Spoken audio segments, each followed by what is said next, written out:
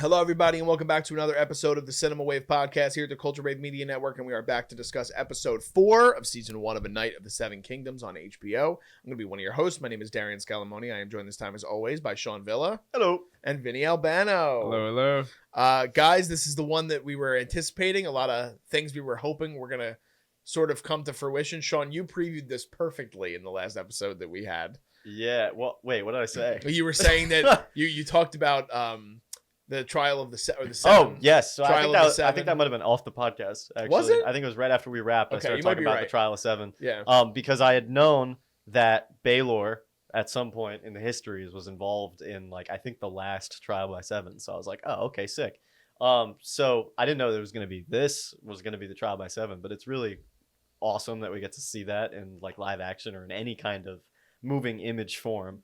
So I'm stoked. I can't wait to see, how this show is going to handle violence, because it's been somewhat tame. It's a very light show generally, but this episode I thought had a much darker tone. It's not nearly as funny, but it's elevating the drama in a way that for me just signals all green flags of when this show is gonna do something serious, it's not gonna do a Marvel quip to kind of cut it off. We're gonna actually sit and have some serious moments, and I love that. I think that's really promising, and I hope that the action is just as good, because I still think Battle of the Bastards, one of the best fight war scenes I've ever seen on television. So, I hope that they pull through. I'm excited for the drama, the action, the music. Yeah. Got the Game of Thrones theme in this did. episode. Yeah, a lot of good stuff.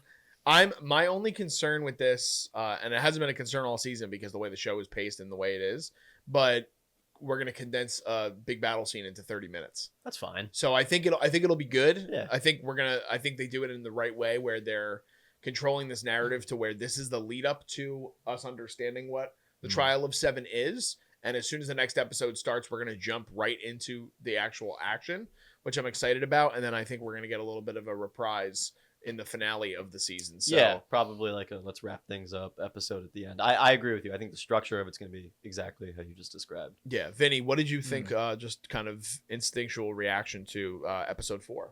Yeah, I really enjoyed it. Every week I'm really loving this show. I think these shorter run times are paced really well, and you have a lot of great character moments. I also don't know if I've ever seen Peter Claffey in anything prior to this, but he puts on a great performance, and we talked about the chemistry between him and Egg previous episodes, but in this we see that real conflict emerge within their chemistry, and I felt it.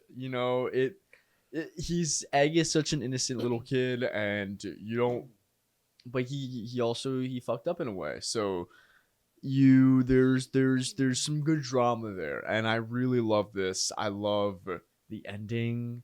There are moments in this episode that I wish it was presented a little differently from a technical perspective. If not to be but this is the film discussion podcast, so the filmmaking has me desiring for more at points, but the writing is spot on. Yeah, I think that I'm really impressed with how much I love Baelor as a character as well.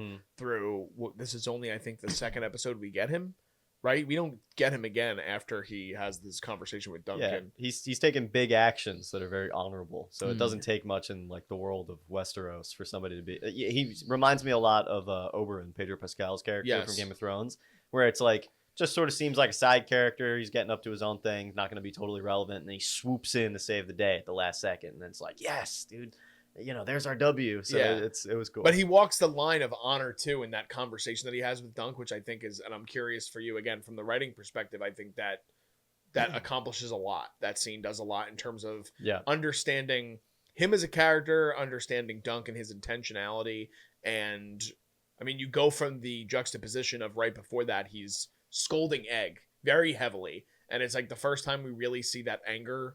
I mean, we've seen it in little bits, but this is kind of the first time that Dunk is really you're being a little asshole, and I'm sick of this, you put me in really deep shit now. And even when he tells him to dry his eyes, when you see that he's all glassy-eyed Egg, which it hit me and it's a great way to open the episode because you're immediately thrust into man, shit just got really serious, which is a great way to continue on from obviously the first real moment of brutality that we get within the show in the tail end of episode. I did not think that they were going to be like, they're going to curb stomp him was going to be the punishment at the end of that episode. So I agree. I think like the tone shift is really naturally done. And I think there's some great character work in this episode. I think everything with Baelor is great. I'm really fascinated by like all the Targaryens. They have such an interesting vibe and dynamic that I think is very different from the way that House of the Dragon does it, where they seem more just sort of annoyed with Ares, I think is his name.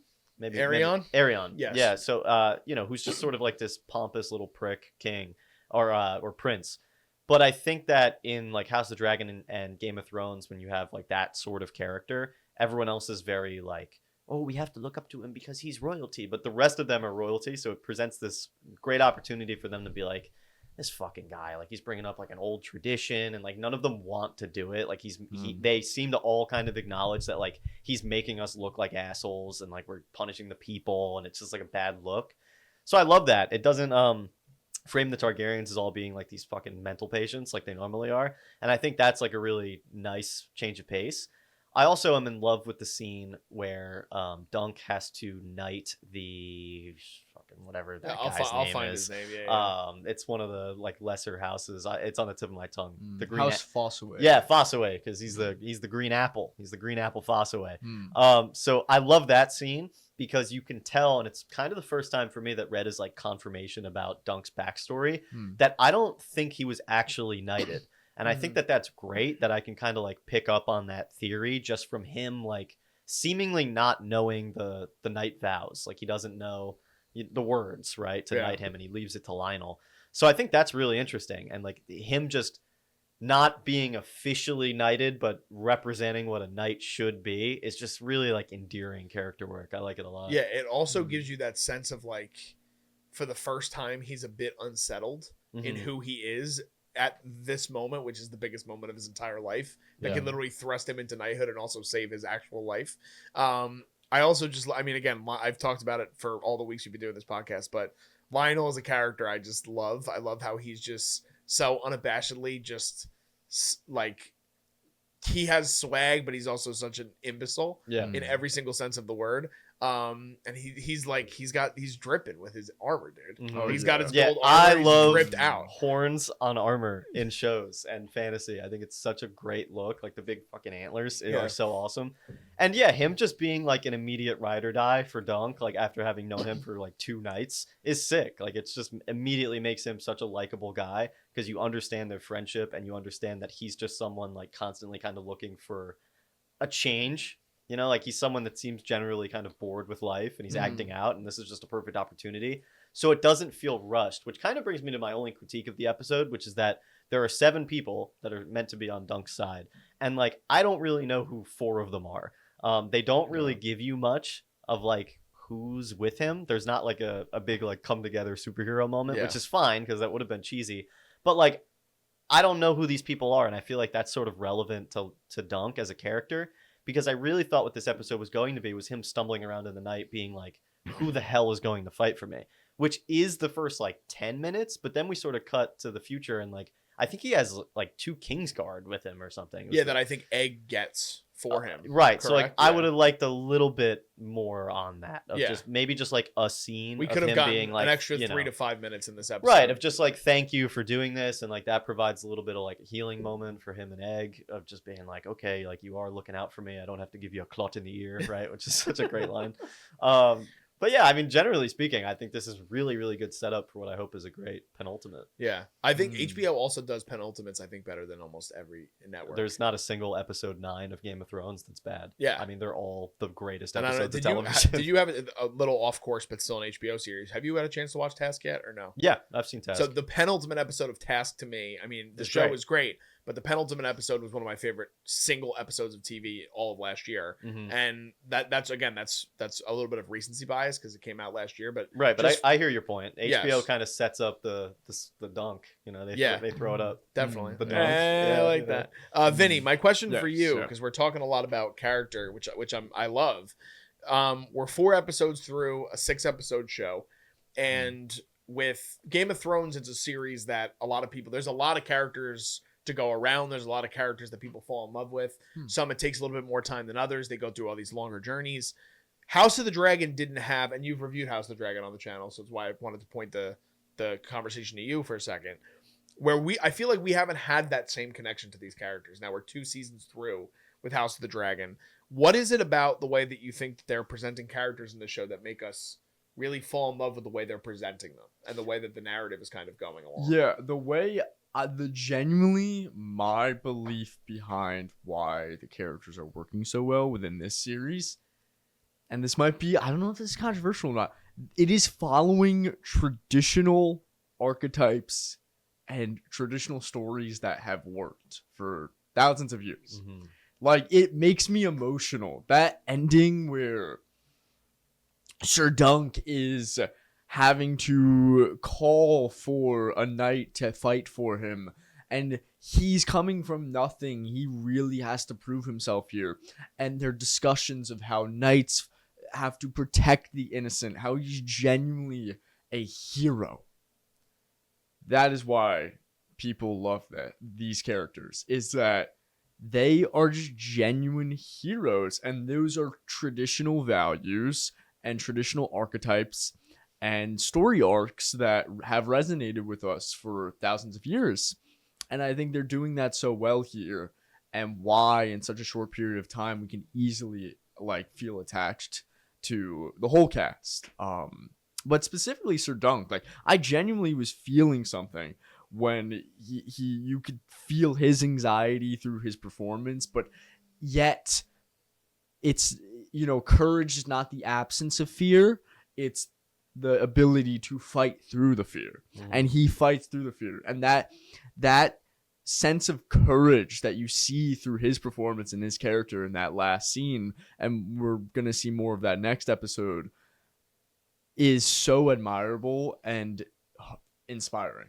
Yeah. Sean, did you have anything off of that? Yeah, it reminds me of Tyrion a lot, where I feel like this is a world that's presented that there's a lot of bad, there's a lot of ne'er-do-wells and evil going on.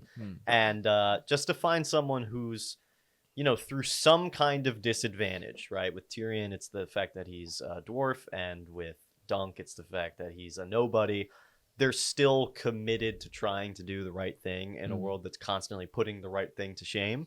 That's inspiring. I mean, it's characters that we root for. It's every superhero. It's just people that are underdogs. We love a good underdog story, and Dunk is very much an underdog. I also think Peter Claffey, is that how you say his name? Claffey, yeah. Yeah, he's great. I think he's immediately sort of found his spot in the role. Same thing with Dexter or something. Dexter Soul Ansell. Yeah, for Egg.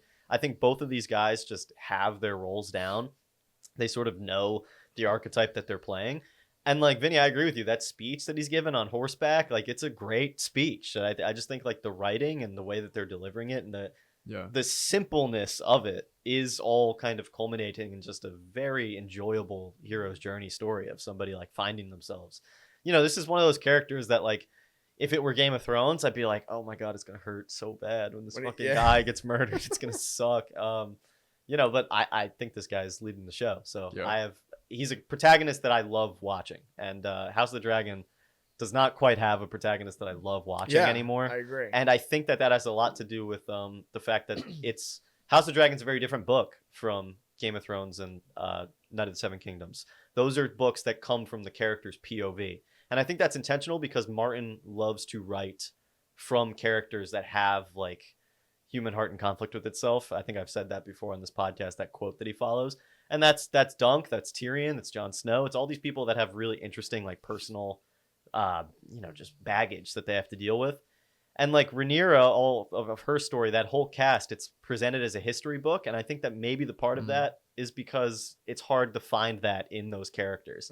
And I'm sure that's why I think this show is working so much better than that show, is because there's just baggage there in everybody that I don't think is as easily translated from the House of the Dragon source material. Yeah, well, it's obvious too that Martin wants to keep returning to some of these characters. I think he's talked about how he wants to do more Dunk and Egg stories. I'm pretty sure. Yeah, and even he recently said in that interview I talked about, I think in the first or second episode we did of this on the channel, that the one Game of Thrones spin-off sequel series, whatever, that he's still he's like, I still want to figure out how to do it the right way, is the Jon Snow one, which you brought up. Like, Jon Snow's another character that he feels a bit more connected to. Yeah, he's so interesting because, like, as much as I want him to just finish the A Song of Ice and Fire series, like in a perfect world, we'd have those books.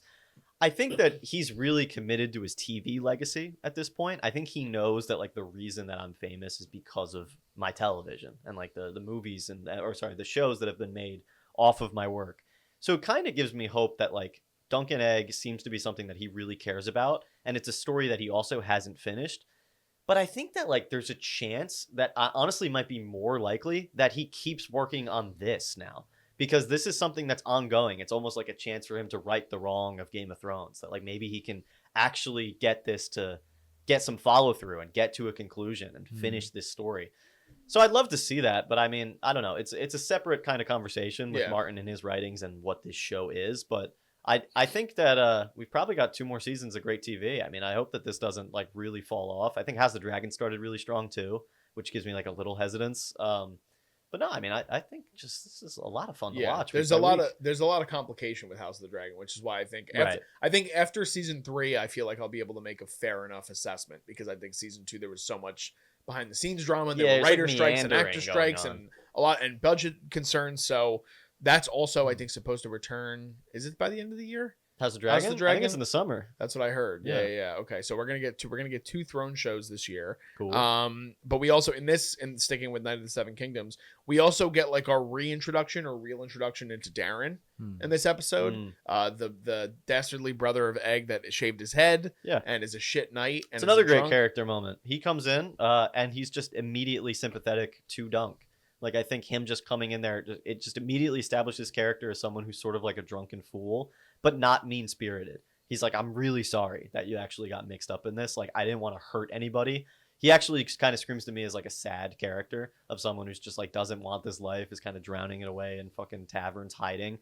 And then, of course, I got roped back into this royal nonsense and I hurt this guy, and, like, just immediately endearing. It's just shit that, like, they're doing compelling stuff with the characters that makes them likable, even when, like, they're technically on the villain side, you know? Like, nobody really screams to me as, like, this heinous evil except for the gentleman who is Aerion. Yeah, Aerion. Yeah, I should know this, dude. I'm the Game of Thrones head. But there's so many Targaryens. I got it in front of me. That's do you have, like, the family tree up? No, I got some notes. I pull that up during the show, admittedly. Sometimes. Do you? Yeah, I look and I'm like, okay, wait, this is Egg's uncle. Okay. Yeah. I actually want to add to that because it seems that he has the ability of clairvoyance in some sort of way, which we've seen. Darren. He talks about, you know, when he got first introduced in the tavern, I saw you, I dreamt of you. And then he revisits that sense of clairvoyance, in which we've seen in other Targaryens. I forget who in House of the Dragon. The Daemon. daughter. Well, true. In House of the Dragon. Helena. Yes. In House of the Dragon. She has that sense of clairvoyance. So, and then they talk about Sir Dunk slaying a dragon, which I'm not familiar with the source material, but the way they describe this dragon, it reminds me of Baelor, the big one in House of the Dragon. Balin, isn't it? Well, are you thinking of the character or the dragon? The dragon, right? That's the god. You know the one I'm talking about. The one that Aemond rides, the huge one with the scraggly old neck. Yes. Yeah. I don't know its name. Vaemond, maybe? I don't know. Something like that. I know it starts with a B. I do know it starts with a B. You're thinking of Balon the Black Dread, which was the biggest dragon ever. That Viserys rode, but it died. You didn't see it in the show. Yes, and that was the one that Aegon the Conqueror used for his conquest of Westeros. Okay, but you know so happy, the big one with the holes in the wings. I forget the name exactly. The way it was described, that's the image that popped in my head. I'm like, oh, is that dragon still alive? Vhagar. Vhagar. Got it. Okay. But yeah, I just wanted to throw that out there. Yeah, I mean, I kind of think that the illusion that they're making to Dunk slaying a dragon is that he's going to kill Aerion. Right? Yep. Okay. But I also think that, and this is a book thing for me, I'm not sure if it's going to follow through in the show, But in the books, they always do things with prophecy, where prophecy is right, but never in the way that you think it's right. Yeah. There's a ton of that in Game of Thrones, and I think it might be a similar thing here, where like Dunk's going to slay a dragon, and then you think, oh well, maybe he's going to slay like a real monstrous dragon, or he's going to kill Aerion. It's probably going to be something completely different that will come up much later. But I don't know. I mean, he could just kill Aerion in the next episode. Who knows? I don't see how else he makes it out of this. Well, I like how I believe it's Aerion's father that's talking to him, right? When he's when he requests trial of 7. Yeah. Well, Makar is he's the one with the white beard. Is that what you're thinking of? Yeah. That's his father. I love how he also says, "Are you cowering behind this 6,000-year-old like foolish shit? Right. Because you're afraid to face him alone." So we're and you see the way that Aerion in battle last week kind of cheats his way to victory by sticking a giant scumbag. Yeah, he's an asshole. So I kind of do hope we see him have a brutal death in the penultimate episode. I don't know if we're going to wind up getting that, but I don't know. We'll have to wait and see. One last question for you guys before we kind of wrap up here. The episode as of right now has a 9.7 on IMDb. Yeah, it's the highest rated Game of Thrones episode in the history of the show. Yes. No, dude, the Red Wedding. I mean, exactly. What are you talking about? So this is great. But it's great. Now, I think I just want to have a little bit of a conversation about it, but I think it has to be probably because I believe the short stories are probably so beloved that this is a lead up and it's so authentic to the source material. Would you probably? I mean, you haven't read it yet. I know, which tortures me because I bet this is a really good novella. I would wager, but yeah, I mean, I don't know. There's nothing to really dislike about the show. I just think that even that I'm not sure if this show is gonna have like a peak, quote unquote. Like House of the Dragon has moments that like I know are coming that I'm like that's gonna be fucking amazing. This might, but I haven't read the source material, but it feels much smaller, and it feels like what's great about it is the intimacy with these characters and just getting to know them in these small time conflicts, right? Yeah. And I just think that like the way that they're doing that is so good. It's so charming. There's such great character work and writing, and I think that's ultimately what pulled people into Thrones in the first place is how good the character work is. So, I mean, even though I don't think that this is anything like mind blowing, this isn't like a Battle of the Bastards or a Red Wedding or a Ned Stark moment. There's just something about like how endearing it is that I think is like I can't point to flaws. You know, like there's nothing really wrong with it. So that's a good sign. Yeah, Vinny, you have anything else on that? I second that. Yeah, I really have nothing else to add, but I 100% agree. Yeah, we got 2 episodes left.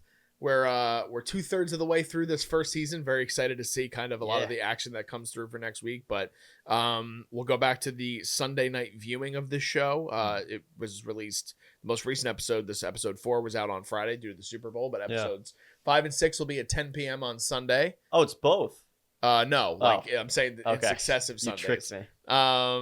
But I'm excited to talk about it with you guys. I'm excited to kind of figure out where we end up at the end of this first season, and I'm happy that they renewed it already for a second season, and they're already going forward with it. So let us know in the comment section, what did you guys think about this, all the Thrones lore that we threw at you guys, and if you guys are amongst the many that really enjoyed this episode and gave it that 9.7 score, please let us know your comments and your thoughts on the episode in the comment section below. Give this video a like if you guys can. Subscribe to us here at the Culture Wave Media Network. We're covering a bunch of other stuff on the channel. I'm doing some small mini reviews right now of some films that I saw at the Sundance Film Festival. We have upcoming reviews for Wuthering Heights is coming out soon, Crime 101. A few other things we're covering on the channel right now. We have Jujutsu Kaisen coverage every single week with Vinny and Mark. So check all that stuff out and follow us on social media if you guys don't already. All that stuff is below me in the video, and it's also in our description. So just signing off. I'm Darian Scalamoni. I've been Sean Villa. And I've been Vinny Albano. And we'll see you guys next time. This is The Culture.